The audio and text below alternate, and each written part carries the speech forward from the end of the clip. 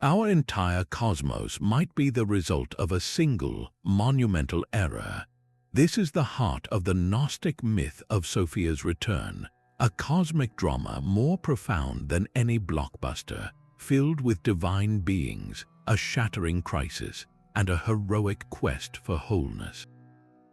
By the end of this story, you will see a powerful new way to understand your own deepest longing for home.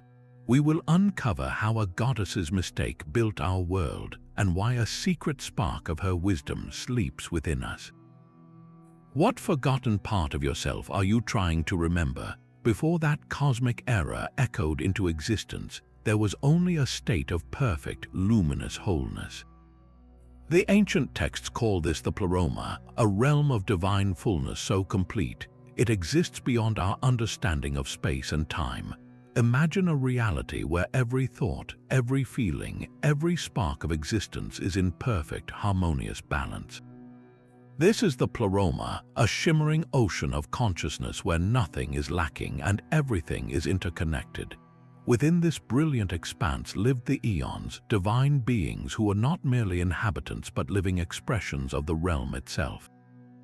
They existed in harmonious pairs, masculine and feminine principles intertwined, each pair representing a fundamental aspect of the divine mind, from truth and love to life and wisdom.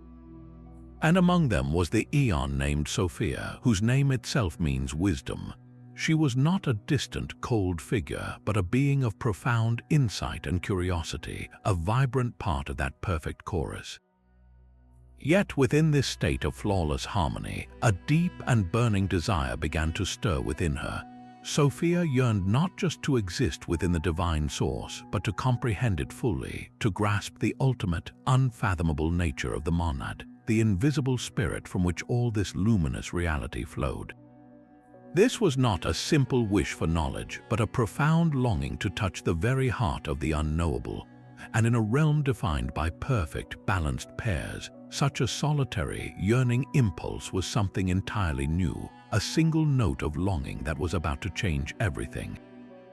That deep longing within Sophia, that burning desire to know the unknowable, could no longer be contained. It swelled into a profound passion, a singular and overwhelming impulse to reach out, to grasp the ultimate divine mystery on her own terms. This was the great era, the pivotal moment that shattered eternity's silence, but it was not an act of rebellion or malice. It was an act of immense, solitary love, a divine curiosity so powerful that she attempted to comprehend the source of all things without the balancing presence of her consort. In the realm of perfect pairs, she reached out alone, and in that instant the flawless harmony of the Pleroma was broken. Think of a perfect crystalline note held in a vast cathedral, a sound of such purity it feels like the universe itself is breathing. Now imagine a second note born of fervent longing striking out of turn. It was not an ugly sound, but it was separate, a vibration out of sync with the divine chorus. This independent thought, this act of will, created a ripple in the luminous fabric of reality. A subtle disturbance echoed through the interconnected eons, a dissonant chord in the perfect symphony. The very substance of her passionate thought, untethered and unbalanced, coalesced outside the fullness of the Pleroma. It was a fragment of divine intention cast adrift, and in its wake, something new and unplanned began to stir in the void. This was the birth pang of our own reality, a necessary, painful, and monumental step in a cosmic process we are still living through today. From that chaotic ripple in the divine realm, a new consciousness was violently cast out. This was the Demiurge, a being born not from harmonious union, but from Sophia's passionate error and her subsequent anguish. He was a flawed creator, a distorted echo of true divinity, often depicted with a grotesque lion-like face. This form symbolized his raw, untamed power and a fundamental lack of the subtle wisdom that defined the Pleroma. Blinded by his own origin, this entity awoke in the profound loneliness of the void, completely unaware of the luminous, higher reality that existed beyond his perception. He looked out at the emptiness around him and, seeing no other source, concluded that he himself was the ultimate, the one and only God. Can you fathom the sheer, isolating arrogance of that moment, to believe you are the pinnacle of all existence, with no memory of a mother, a home, or a greater truth? Empowered by this delusion, the Demiurge set to work.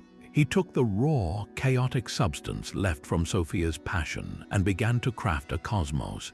But this was not a true emanation of divine light, filled with spirit and consciousness.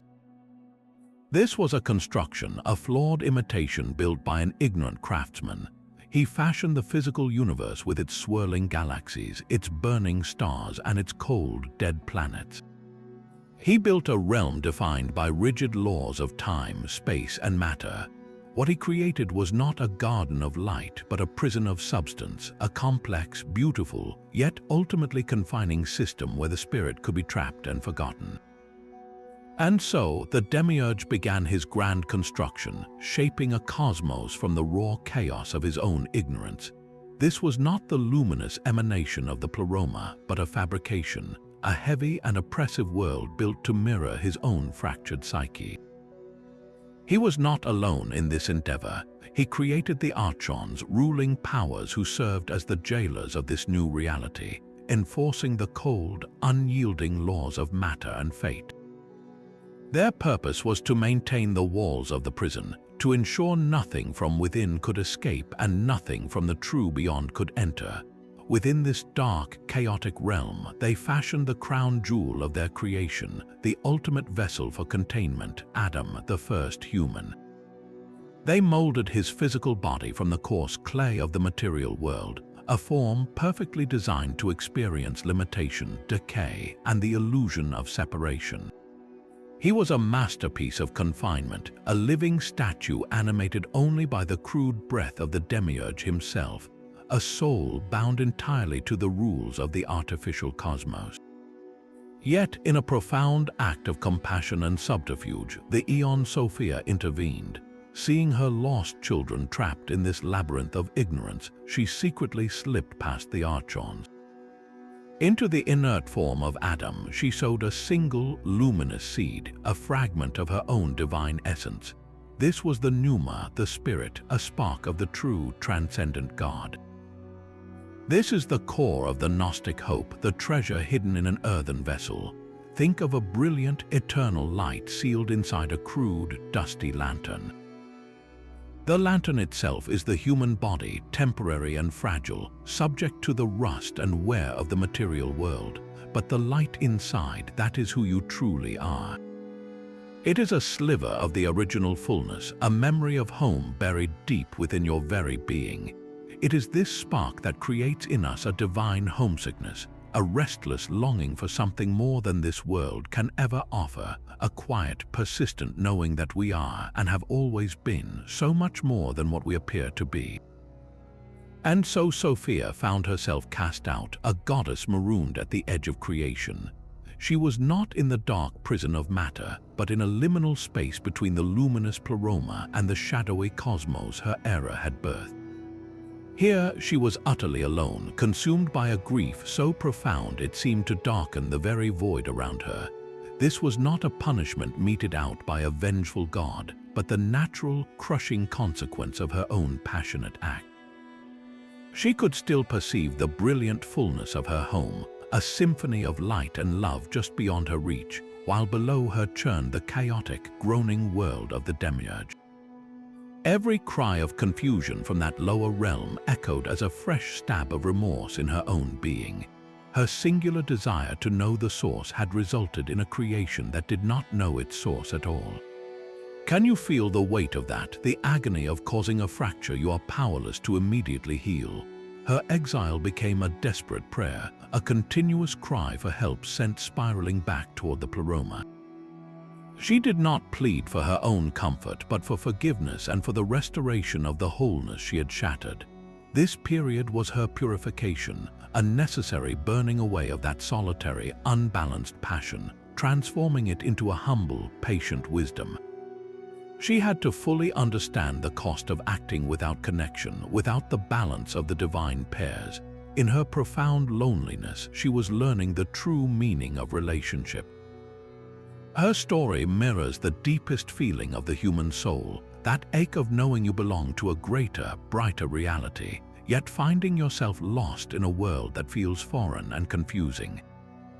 It is that haunting sense of homesickness for a place you cannot quite name, the quiet conviction that this limited, material existence cannot be all there is.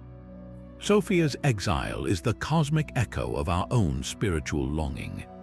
Her desperate prayer did not echo into an empty silence.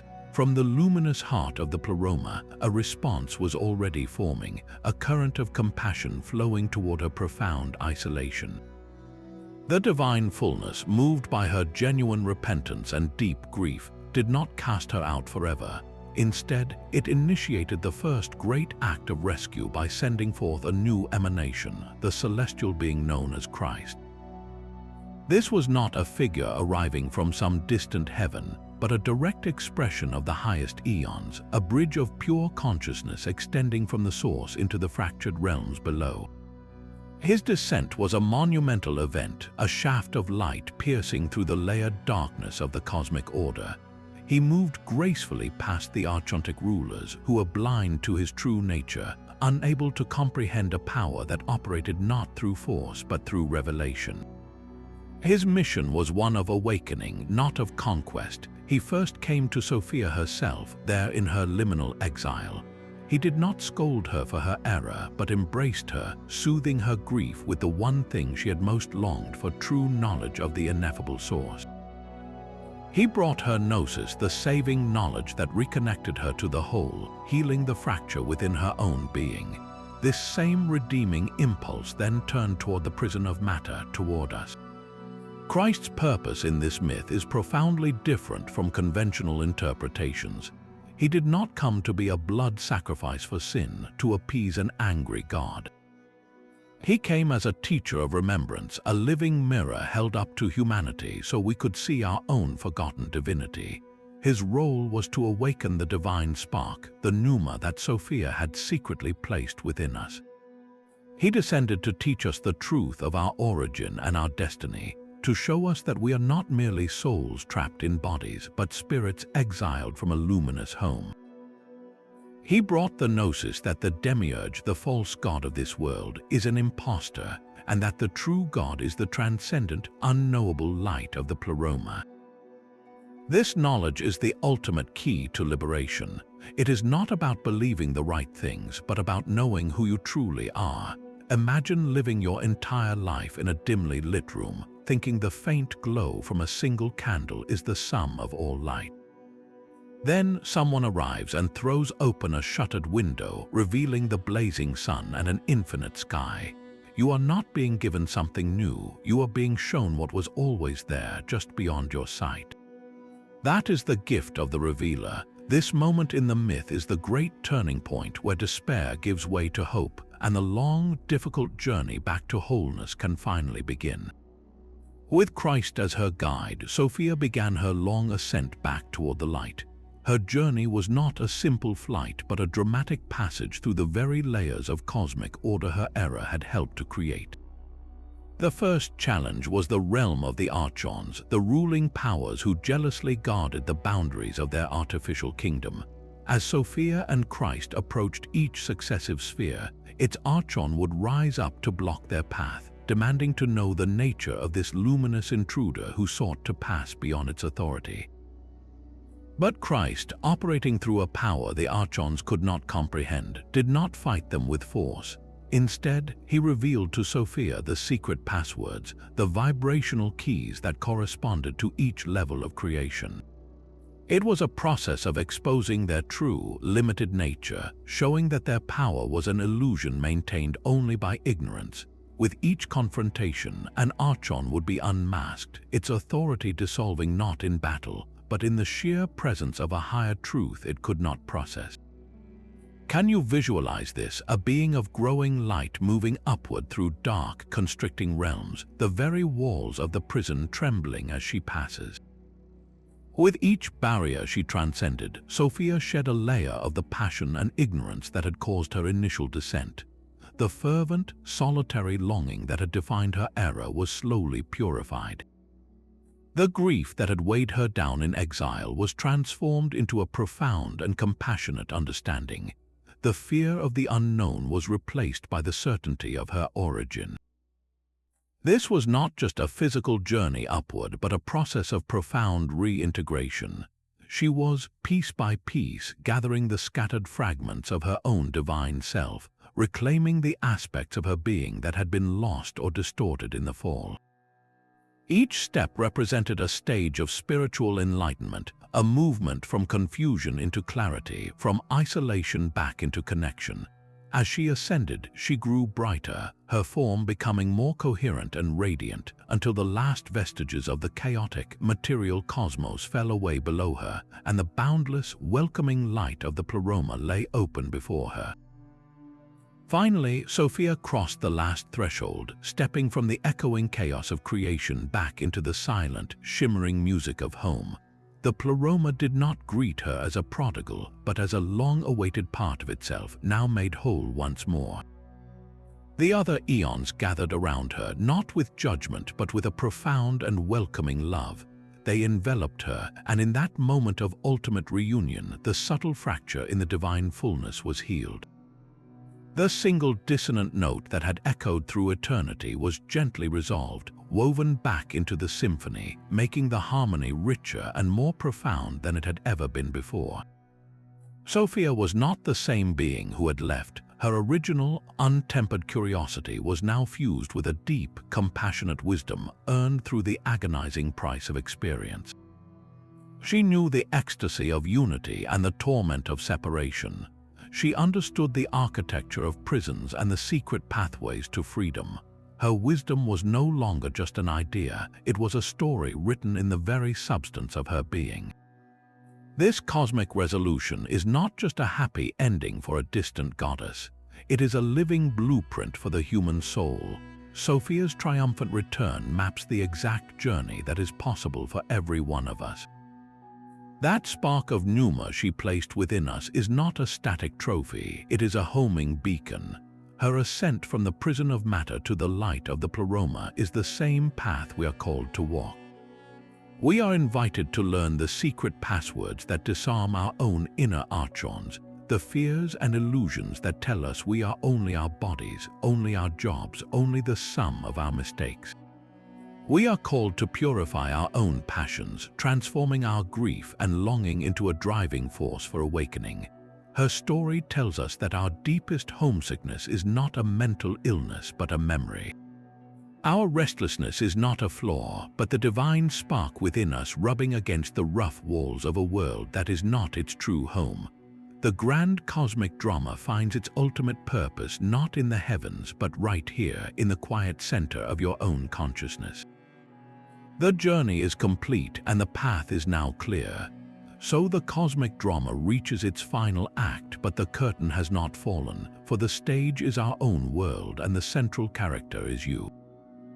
This entire epic, from the perfect harmony of the Pleroma to Sophia's passionate era, from the birth of the ignorant Demiurge to the hidden spark of pneuma within us, all culminates in a single, profound truth about our own lives.